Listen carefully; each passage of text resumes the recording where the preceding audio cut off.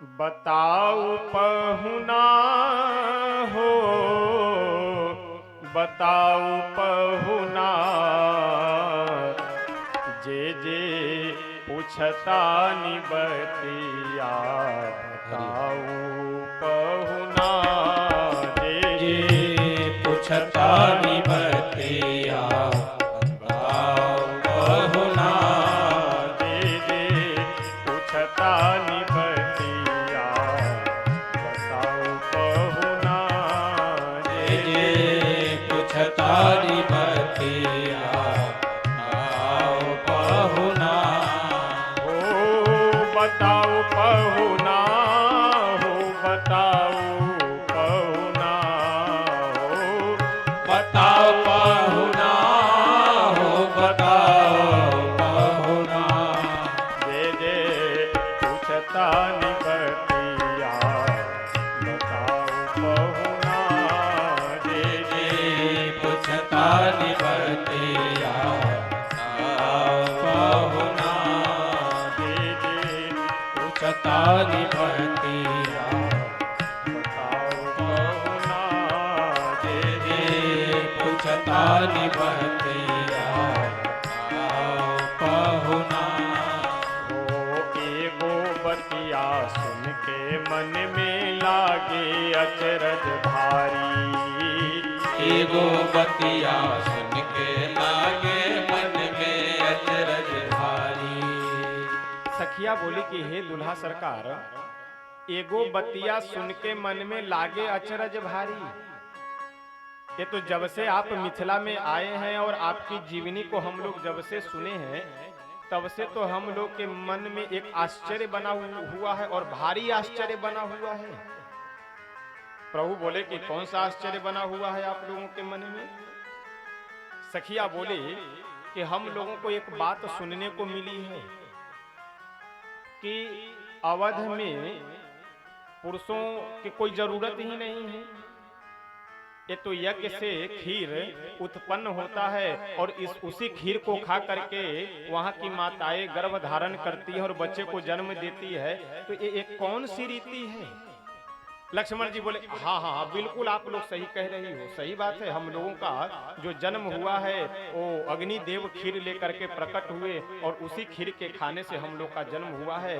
तो अयोध्या की माताएं तो खीर खा करके बच्चे को जन्म देती है, लेकिन कम से कम अयोध्या की माताओं में इतना सामर्थ्य तो है कि वो बच्चे को जन्म दे सकती है। मिथिला में तो वो भी नहीं है, क्योंकि यहाँ तो जमीन खोद करके सब लोग बच्चे को लाते हैं।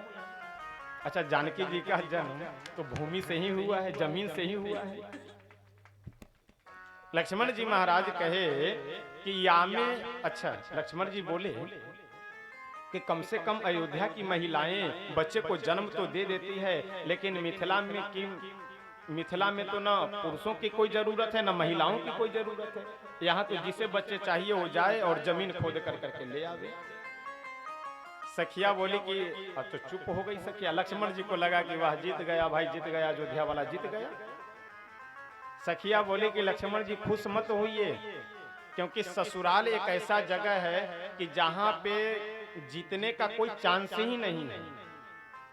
सदैव केवल हारना ही हारना है, जीतने का यहाँ कोई मतलब नहीं। लक्ष्मण जी बोले तो इसका उत्तर दीजिए, इसका क्या उत्तर है। कम से कम अयोध्या जी की माताएं तो बच्चे को जन्म दे सकते हैं, यहाँ तो माताओं की भी जरूरत नहीं है, जमीन से ही बच्चे निकल जाते हैं। सखिया बोली कि इसमें भी जनकपुर की महिमा अधिक है, इसमें भी जनकपुर की विशेषता अधिक है कि यामे प्रबल पक्ष मिथिला की सकैक नहीं को नाटी। इस बात में भी जो आप कह रहे हैं ना कि मिथिला में कोई माताओं की भी जरूरत नहीं है, यहाँ भूमि से बच्चे को खोद करके लाया जाता है। तो यामे प्रबल पक्ष मिथिला की सकै नहीं कोई को नाटी, काम करे जो खीर अवध की सो मिथिला की माटी। जो काम अयोध्या जी में खीर खाने से होता है वो यहाँ की मिट्टी से ही हो जाता है। तो उस खीर की विशेषता ज्यादा है, यहाँ मिट्टी की विशेषता ज्यादा है। तो इसलिए अयोध्या जी से हमारा मिथिला जो है यह श्रेष्ठ है, हमारा जो यह जनकपुर धाम है यह श्रेष्ठ है। क्योंकि अच्छा, खीर बनाने के लिए अयोध्या जी में कौन कौन नौटंकी करना पड़ा था। पहले वशिष्ठ जी को श्रृंगी ऋषि को बुलाते हैं, फिर सारी विधि विधान पुत्रेष्टि यज्ञ में बहुत कठिन साधना रहती है, बहुत कठिन विधि विधान है। इतना बड़ा यज्ञ किया गया, तब खीर निकला, तब जा करके जो है आप लोग का जन्म हुआ। लेकिन यहाँ तो कोई विधि विधान की जरूरत नहीं है, यहाँ तो मिट्टी से ही काम हो जाता है। तो अयोध्या जी का कहते हैं ना, कई जगहों पे लोग, अरे यहाँ का आप पानी पीजिए और चाहे दूध पीजिए, दोनों बात बराबर है, पानी में इतना दम है। वही मिथिलानिया कह रही है कि यहाँ जो मिथिला में भूमि है ना, वो आपके अयोध्या जी से खीर से अधिक महिमा यहाँ की मिट्टी की है। सखिया कहती है, एगो बतिया सुन के लागे मन में अचरज भारी, एगो बतिया सुन के लागे मन में अचरज भारी। खीर खाए बालक जन्मावे अवधपुरी की नारी, खीर खाए बालक जन्मावे अवधपुरी की नारी। कहू साच साच कछो न छिपाऊ पहुना, कहू साच साच कछो न छिपाओ पहुना। जे जे पूछता निबतिया पहुना, जे पूछता निबतिया पहुना। हो बताओ पहुना, हो बताओ पहुना, हो बताओ पहुना हो बताओ पहुना। यदि पूछता निबतिया पहुना, ये पूछता निबतिया पहुना। और करी कि रघुकुल के सारे जग से न्यारी, और रघुकुल के सारे जग से न्यारी। सखिया बोली कि ठीक है, इस प्रश्न का तो उत्तर दे दिए, अब दूसरे प्रश्न का मेरे उत्तर दीजिए। सखिया बोले कि अयोध्या जी की जो राजकुमारियां होती है, तो हम लोगों को ऐसा सुनने को मिला है कि अयोध्या जी की राजकुमारियों का विवाह बाबाओं के साथ में हो जाता है, कमंडलधारियों के साथ में हो जाता है। तो क्या अयोध्या की राजकुमारियों को कोई राजकुमार नहीं मिलता है कि जो कमंडल वालों के साथ में वहां भेज दिए जाते हैं? लक्ष्मण जी बोले कि हे देवियों, इस प्रसंग में भी, इस बात में भी मेरा जो अवध है वो श्रेष्ठ है मिथिला से। क्योंकि अयोध्या धाम में यदि, अच्छा, शांता जी का विवाह, कहीं कुछ शास्त्रों में ऐसा आया है प्रसंग कि शांता जी दशरथ जी की ही पुत्री है और अपने मित्र रोमपाद जी को श्री दशरथ जी महाराज गोद दे दिए हुए थे। इसीलिए कुछ संतों का और विशेष करके मिथिला के जो रसिक संत हुए हैं, वह सब इन बात का अनुमोदन किए हैं, इस प्रसंग का अनुमोदन किए हैं कि शांता जी श्री दशरथ जी की बेटी हैं और प्रभु की बहन है। तो इसलिए हम लोगों को भी मानने में कोई दिक्कत नहीं है। कुछ संतों का मानना ऐसा है कि शांता जी दशरथ जी की ही बेटी है, कुछ संतों का नहीं मानना, इसलिए तुलसी बाबा कुछ इन सब प्रसंगों का वर्णन ही नहीं करते। सीधे एक बार श्रृंगी जी का नाम लेते हैं कि श्रृंगी ऋषि वशिष्ठ बोलावा, पुत्र काम शुभ जग करावा, उसके बाद में कोई झंझट नहीं, सीधा आगे बढ़ जाते हैं। तो उसी प्रसंग को यहाँ पे ये मिथिलानिया ध्यान में रखती हुई पूछती है कि क्या अयोध्या जी के राजकुमारियों को कोई राजकुमार नहीं मिलते हैं? लक्ष्मण जी बोले कि देवियों, कम से कम हमारे अयोध्या जी में तो किसी अच्छे संत के साथ, किसी अच्छे बाबा के साथ, किसी अच्छे संस्कारवान कमंडलधारी के साथ विवाह किया जाता है, और जनकपुर में तो राजकुमारियों को दांव पे लगा दिया जाता है। दांव पे लगा देना मतलब, यदि ये तो कहो कि धनुष को हमारे बड़े भैया तोड़ दिए, कहीं अगर रावण तोड़ दिए होता तो फिर जो आपकी बहन जानकी जी है उनका विवाह उनके साथ होता कि नहीं? ऐरू गैरू नत्थु खैरा यदि कोई धनुष को तोड़ देता तो उस ऐरू गैरू के साथ में विवाह करना पड़ता कि नहीं? क्योंकि यहाँ के राजा साहब का यह प्रतिज्ञा है, राजा साहब का यह निर्देश है। तो इसलिए भी हमारा अवध श्रेष्ठ है कि कम से कम राजकुमारी को किसी संस्कारवान व्यक्ति के हाथ में देते हैं, दांव पे नहीं लगाते हैं कि जो आओ धनुष को तोड़ो और विवाह कर करके ले जाओ। सखिया इस प्रसंग में फंस गई और फंस करके अब दूसरा तुरंत प्रश्न करती हुई कहती है कि अच्छा ठीक है, इसका तो उत्तर दे दीजिए, लेकिन दूसरा उत्तर दीजिए।